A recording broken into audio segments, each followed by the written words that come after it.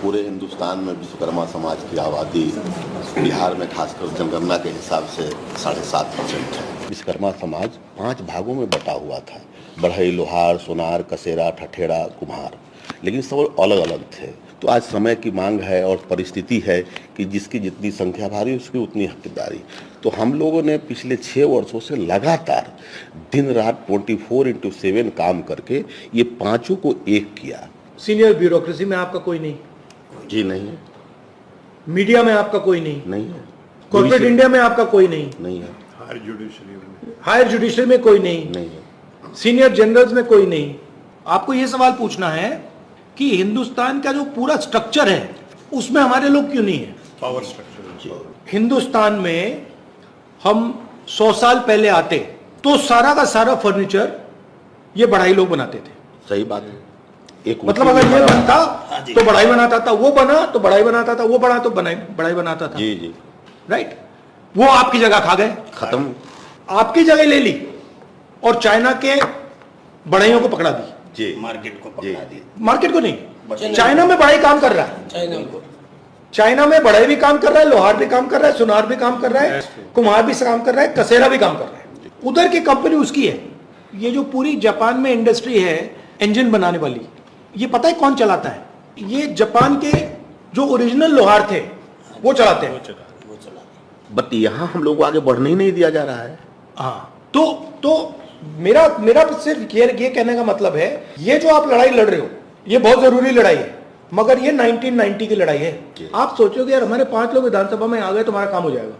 वो 5 लोगों को ऐसे अंबानी खरीदेगा 2 मिनट में। तो हम लोग क्या करें? रास्ता बताइए ना। अब ये जो लड़ाई आप लड़ रहे हो, आप कुरुक्षेत्र उधर चला गया है।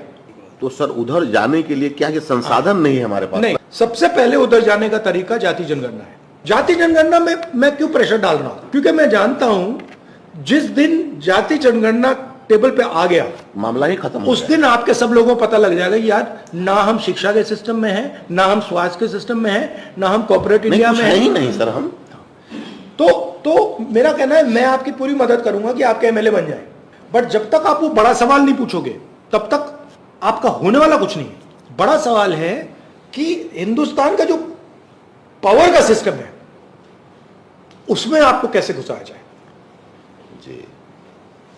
और इससे उसमें नहीं घुस रहे हो, इससे नहीं घुस पाओगे। आपकी हिस्ट्री है, आपका कल्चर है, आपका जीने का तरीका है। सबसे पहले आपको अपनी जो हिस्ट्री है उसमें कॉन्फिडेंस लानी पड़ेगी। दलित जो है वो सबसे दबा हुआ है, बट अपनी हिस्ट्री में उसकी कॉन्फिडेंस है। उनका इकट्ठा होने का अपने इतिहास को याद रखा, आप भूल गए। और पूरा राजनीति, हिंदुस्तान की राजनीति का पूरा गेम यही चल रहा है कि यार ये जो ओबीसी हैं इनको अपना जो इतिहास है ये भूलवा दो। हिंदुस्तान की जो इंडिपेंडेंस की जो स्ट्रगल थी वो 2 फेज में थी। पहले कांग्रेस पार्टी कह रही थी कि भाई देखो हम अंग्रेजों के सिस्टम को एक्सेप्ट करते हैं, इसमें हम रिप्रेजेंटेशन चाहते हैं। 1929 में 29 में गांधी जी और नेहरू जी और इन सब ने कहा कि हम रिप्रेजेंटेशन नहीं चाहते, हम पूर्ण स्वराज चाहते हैं, हम पावर चाहते हैं। अभी आप लोग रिप्रेजेंटेशन की लड़ाई लड़ रहे हो। अभी आप लोग कह रहे हो कि भैया हमें रिप्रेजेंटेशन चाहिए, इससे आपको कुछ नहीं मिलने वाला।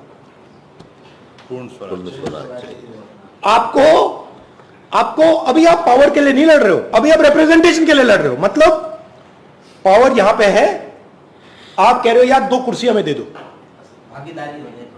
थोड़ी सी 2 कुर्सी दे दो। आपने मुझे बोला जी कि भैया हिंदुस्तान में कि 5000 एमएलए हैं, हमें 5 दे दो, मतलब 1000 में से 1।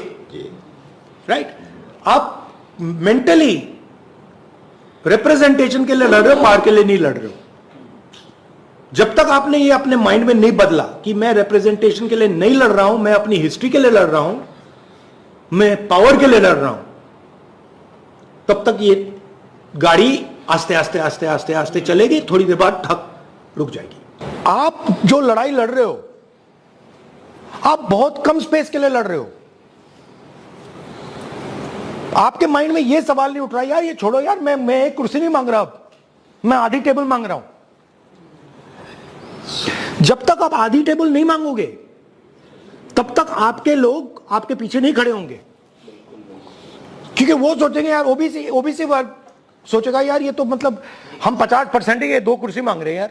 मेरा लक्ष्य है कि कांग्रेस पार्टी की जो लगाम है वो मैं ओबीसी, दलित, आदिवासी, इन कम्युनिटीज के हाथ में डाल दूं, क्योंकि यही आपका हथियार है। आप हमारा नेतृत्व कीजिए, समाज आपके साथ तन मन धन के साथ रहेगा। ये नहीं कि कल बिहार में ही रहेगा, इतनी मैं सबके सामने वादा करता हूँ, पूरे हिंदुस्तान में आपके साथ है।